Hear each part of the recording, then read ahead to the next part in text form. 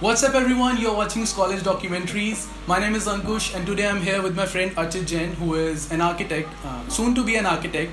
He is in final year and he's pursuing his architecture from Crust Murthal, one of the best government colleges in this region. He has done his internship from Chennai, from one of the leading firms in terms of architecture and interior designing. Plus, he does freelancing work as well. And I have observed and seen him since my childhood because we have studied together. And he is one of the favorite student of the teachers from the school, and I'm sure from the university as well, because I don't know much about it. But the thing is, like, he has achieved these things, that's why he's sitting here. It's not like he's my friend and I know him since ages. It's not like I'm interviewing him just because of that stuff. He has achieved those things, that's why I'm interviewing him. So Archit, very warm welcome to you. And thank you so much for having me.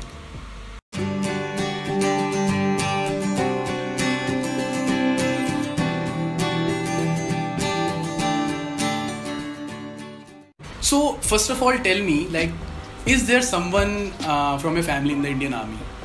No, there is no. Because the thing, like, I observe things. So the first thing that I observed when I entered your house is like everything is placed where they are supposed to be, neat and tidy, well organized. So is this some kind of OCD you have, or is this like the way you are, yes, or is this, or it is what is taught to you in the classes of architecture?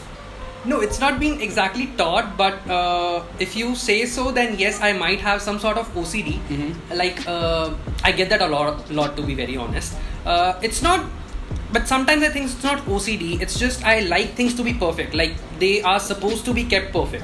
Like they have to represent something, or I don't like keeping my books like in a different manner. I want it to be straight, all the things on to be placed. Like even if I'm not at my place, I'm in college or somewhere else, and if someone enters my room and even they touch something, I get to know like they touch something. Yes, something is missing, something is different. So you are trying to say here is you are not lazy at all.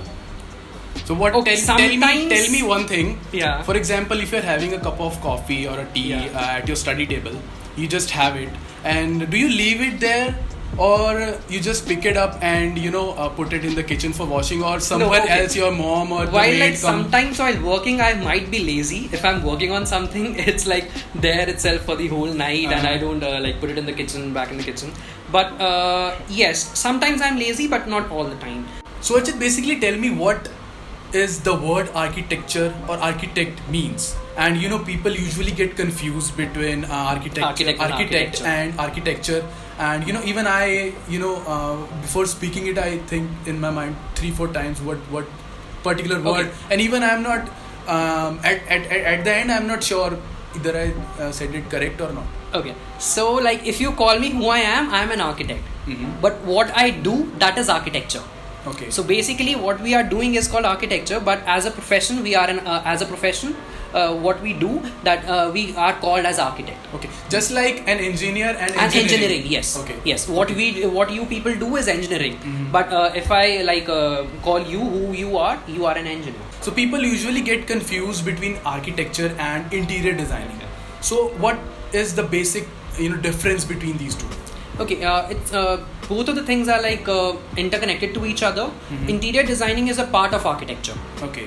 So if we are designing something from the outside, if we are looking for the aesthetics, or we are designing a building from the outside, how it will look from the outside, like for a person. Mm-hmm. So we have to design it from the inside also. Yeah. So the thing is, like, you do interior designing, yeah. right? Yeah, I do interior designing too. Means I have an interest in that. So apart from being designing buildings and designing. So what I'm getting through this talk is like an architect can do interior designing, but an interior designer cannot do the stuff that an architect exactly. So it is some kind of specialization, you say, just like in engineering we have like engineering, computer science and engineering, in big data, in artificial intelligence, like this kind of stuff. Is it some kind of you can say an specialization?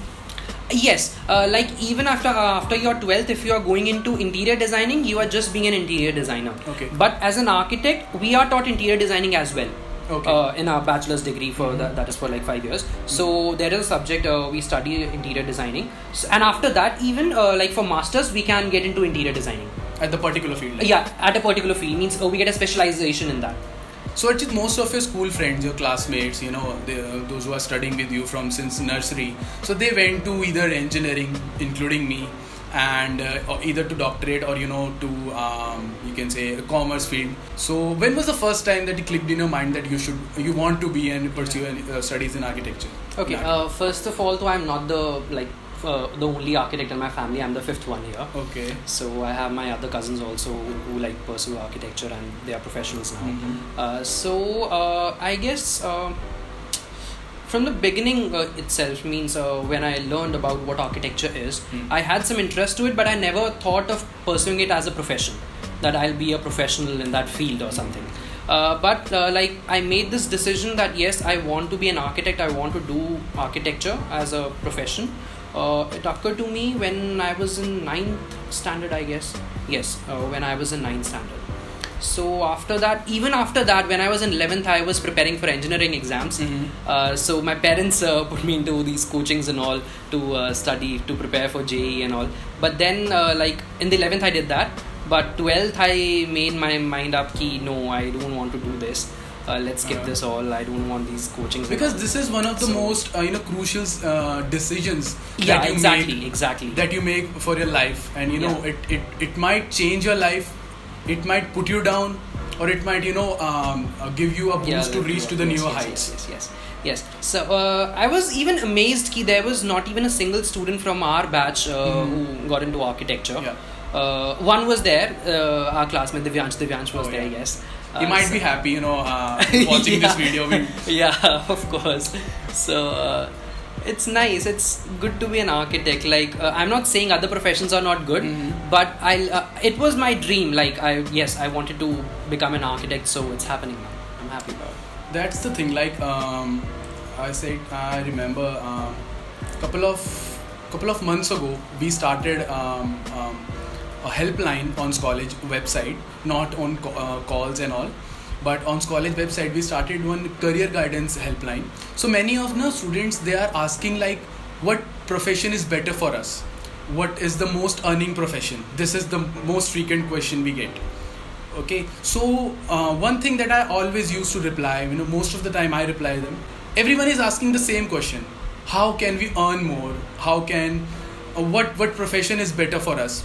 So what I always used to tell that no profession is better until and unless you have interest in that. Exactly. It's not about being a profession. Yeah. It's not about being that you'll earn more in architecture or you'll earn more in engineering. It's about how much interest do you generate in that field. How much your earnings depend on that. And if you people think, they have a very big misconception that architects are very rich and they earn a lot. No, it's not. Every profession is hardworking. Yes, exactly. No one is there to give you money for free.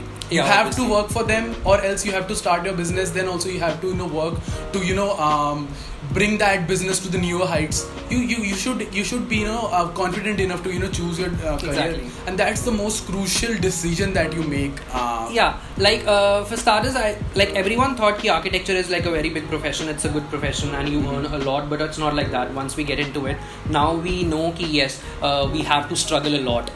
Even after bachelor's, we won't get much. We have to do freelancing stuff and all, because we need experience to earn more. So for that purpose, if you're looking for something to earn more, then it might not be a very good profession. But yes, it's a creative profession and you learn a lot. You travel a lot. You have to be creative. You can use your own imagination. You can put your imagination into things. You can design so many stuff. You just look around and you can change things around you. So that's a very big thing. When you bring a change in your surroundings, that's a very big thing you do. So the thing is, I'm an engineer, so I find very much similarities to this field of yours. So is this related to means the basics are same, like science, architecture use science, we engineers use science, so the base is same. So how it is different, in terms of being an architect and not being an engineer? Okay, maybe what I think that engineering is not about imagination, it's about working on things. But we design things. We work on the concepts. We do design things. Yeah, that's fine. But the softwares you use. Yeah, exactly. The softwares are almost common in engineering itself. But it's different on the basis of what I can say. On the designing part itself, we create things. and we design buildings. Obviously, you're not doing that. Yeah. Yeah, you can relate it with the civil engineering. Because like in some areas when we design like high skyscrapers and all, or the other kinds of building, when we worked on cantilever or load bearing walls and all, we take help from the civil engineers. So I'm not getting this point. Like, what basically can an architect do and can an civil engineer do? What is the basic difference? Who is, you know, in more advantage of at that particular point?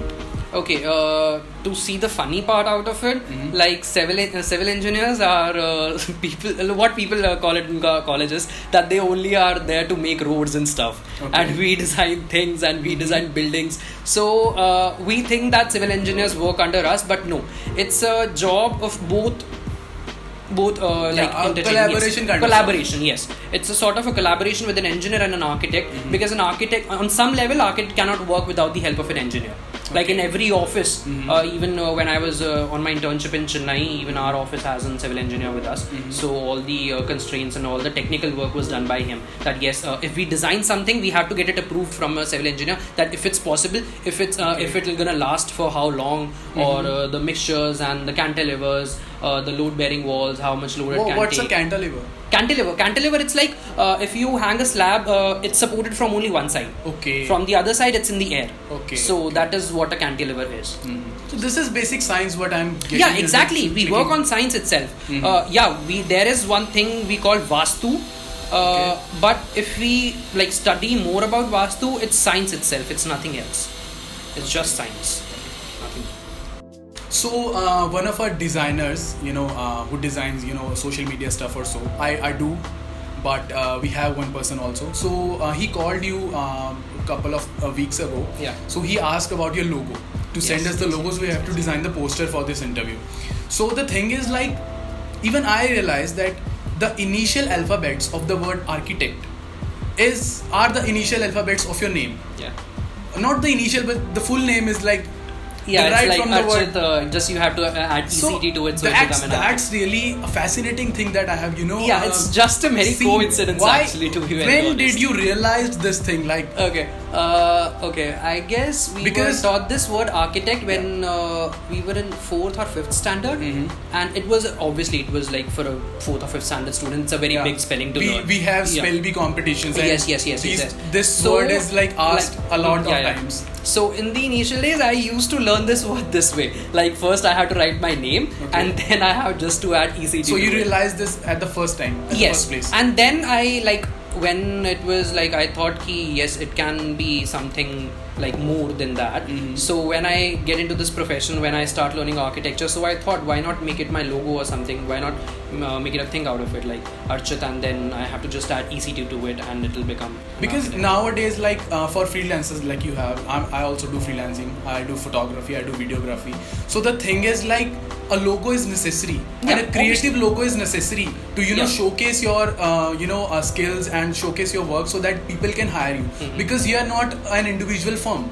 So Archit, another frequent question that we have received is like, what is the scope of architecture in India and abroad? So what is the basic difference? How is studying in abroad or working in abroad is beneficial for a person rather than doing the work in India? And why not India? Because it's a developing country. Why not India? Why do people it's prefer? Not that architecture is not workable in India, or you should not pursue it as a profession in India. It is obviously very fruitful, and you can earn good. And yes, there are lots of opportunities. There are so many big firms working here in India as well. And for now people have started spending money on giving money to architects for designing their houses. Otherwise, when we were little, like people just used to design their houses on their own. Like just do this. They call Mistri or some person and get their things done. But now people have started hiring architects to design their houses, and yes, people are spending a lot. If you'll go to places in Gujarat, there are so many big architects out there. Even in South, people are spending a lot. In metro cities also, they are hiring lots of architects. So it's not that there are less opportunities in India, but yes, we can say they are paid very less as compared to abroad. In foreign countries, you get very much if you will compare it with the Indian thing. Even after my bachelor's, if I'll go for a job or somewhere, I'll work under some firm. So all I'll be getting for a month is maximum 20 or 22,000 per month. and I think that is very less if we'll Yeah. talk about it. So it's not that you cannot pursue it as a profession in India. Yes, people want to move to abroad for jobs and all, and it's good. But if you have opportunities here and you're getting, like, if you're learning something good and you get into a good firm, then it's beneficial here itself. So what is, the exciting things that you are doing right now? Any kind of work, any kind of research you are For doing? now, yes, my dissertation thing is going on. What's that? Basically, it's a research work. So in the ninth semester, I'm in ninth semester right now. It's my last year. Yeah. So in ninth semester, we have to like choose a topic of our choice on which we have to research for like 6 months, and we have to write a report. Okay. Basically of 10,000 words or something. Okay. So I'm working on that, and after that I'll have my thesis in the next semester that I have to work for another 6 months.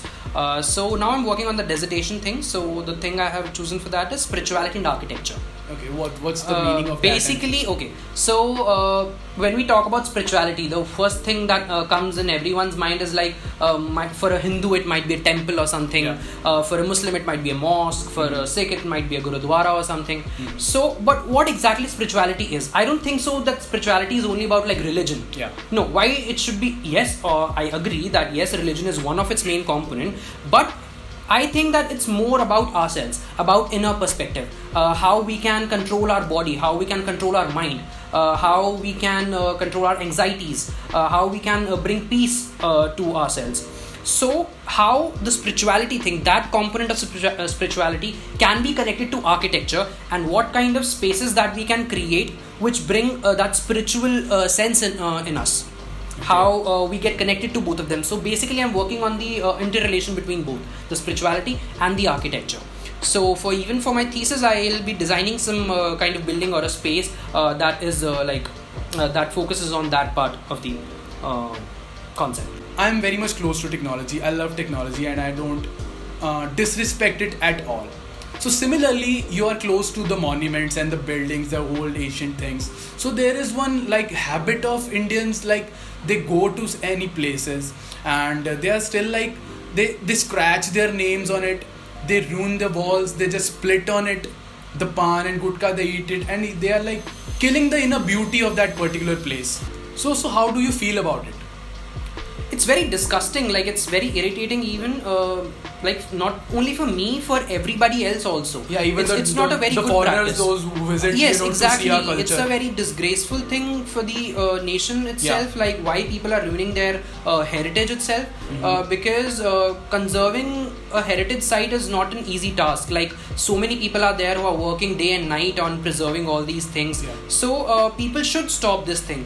No doubt it's been stopped to a very great extent because strict measures has been taken and there is a lots of security at the monuments these days. So like if people still do that in any case, so they really should stop it, because government is spending a lot of money in restoration, and it's a very hard work to do all that stuff. And this is what we are. This is what India is known for. Yes, exactly. It's culture, it's heritage, it's the valuable monuments that we have, and they are priceless. They are priceless. Yeah, the entire world is like visiting it. We got so many tourist places out there all over India. So it's important. It's not only government's duty to preserve them. It's our duty also to keep them safe and don't not ruining their beauty and the historical part and the heritage of our country. Let me share a small story with you and for everyone watching, and it's kind of an experience, you can say. So I visited Delhi a year ago, and I was like exploring the heritage sites, all the heritage sites, because Delhi is full of them.